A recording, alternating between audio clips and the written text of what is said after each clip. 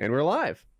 A nice if it's well planned for, I think it's a neat change of pace. Like, you know, That's if true. we had two guests that you guys partnered with, it might be better than the show where I was there. And maybe I come back with a new story or, you know, some growth that contributes to the show in some way. That's true. I really enjoyed your whole trip that you went on last month. I thought that was really cool. I've told a bunch of Glad people you said that, because there's one coming up. Another one? So you went from tentative on PKN Tuesday to for sure Thursday. Where are you going now? It's called the Mid-Atlantic Back Road Discovery Route. The fact that your trip has a name is suggestive of a long trip. It's not. It's shorter. It's going to be like 9 days this time. What the fuck? 9 days. I thought you were going to be like, say like, you know, you go there in the afternoon and you get back late at night. Like, that's a short trip. It goes from Virginia to New York, and it's going to be me and two other guys. We're Yeah, but camping. there's no way to get. No. I'm It listening. goes from Raleigh, North Carolina. It does, yes. to New York. It does, yeah. So there's a trap. I've set out tentative dates. I probably shouldn't.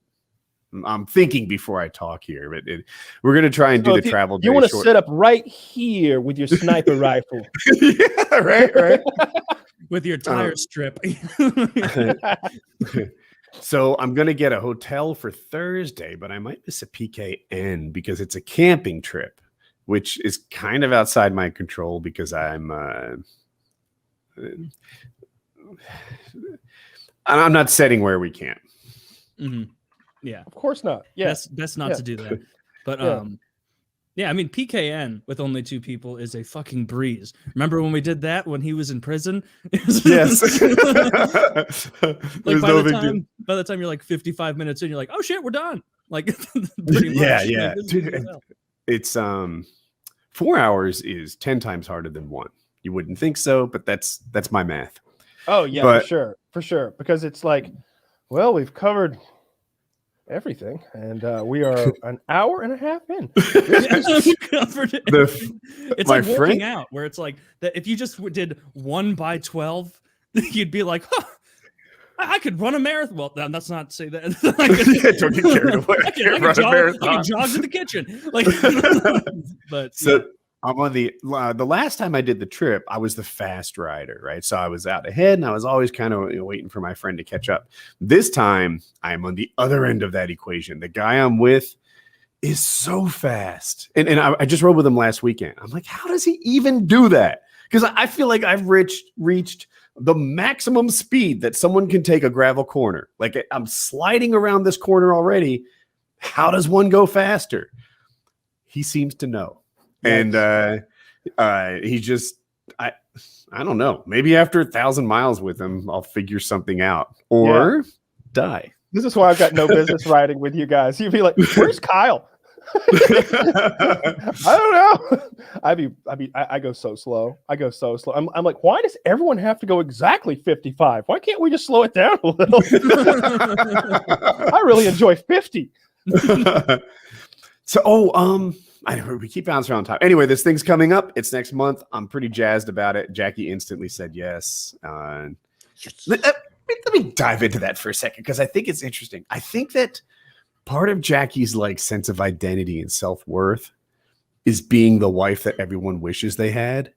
And that works out really well for me. Like, selfishly, it's just like she just says yes to stuff, you know, like I'll explain how my bike's good for this and the other bike's good for. She's like, it sounds like you need more than 2. You're right. She is an enabler. That's like a fleet of bikes might be the way to go. Yeah. Can you get if you go buy 4 today, will they give you a discount?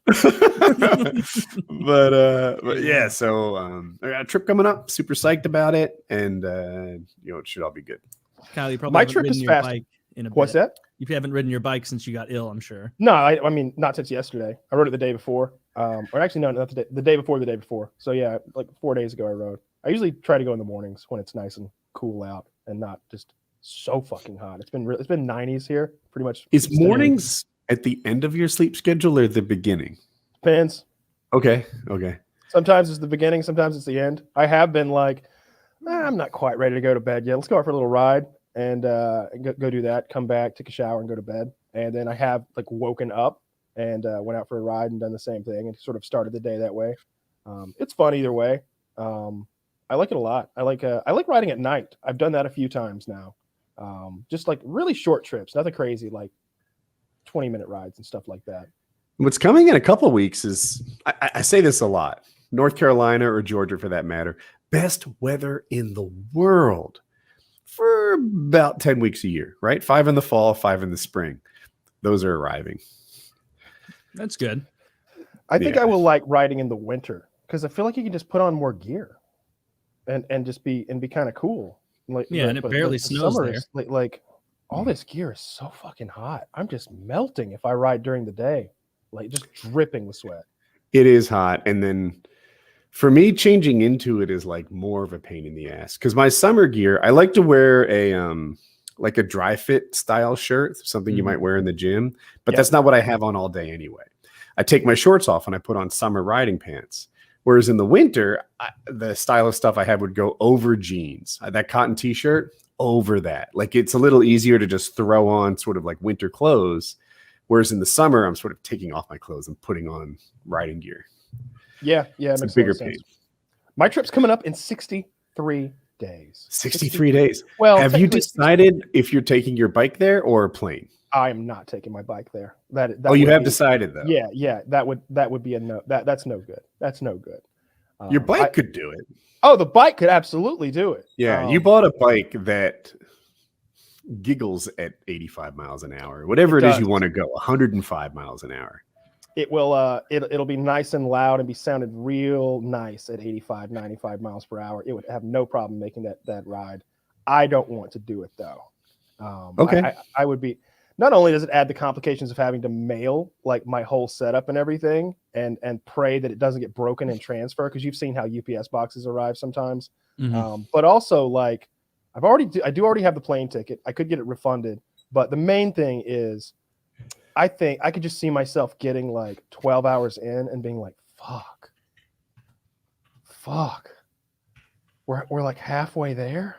Yeah, that would be a brutal realization. Like being like all sore and fucked up and like having to take an extra day or something and arriving there a day late or something. Like that would be a real downer. And I can rent a bike there if I want to like zip around and cruise a little bit. Probably will do that. That Ducati Scrambler is probably what I'm going to rent. I know I saw a place that rents one of those fairly cheap, and it does look like a cool fucking bike. And I think Scum is either going to bring his bike or he's going to rent one as well. Is he going to be there? A little video of, and we talked at the same time. And can you get a little video of Scum's hooligan antics? I want to see it. Oh yeah. If Scum brings his bike for sure. Is he a hooligan on his bike?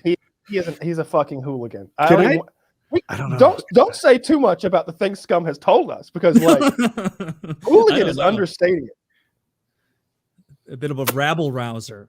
Yes. A no-goodnik.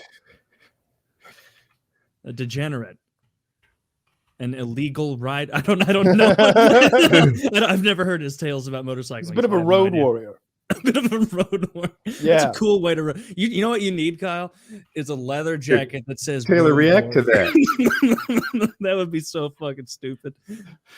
Yeah, if you read that, that's what Scum likes to do. Oh, that's awesome. That is so cool.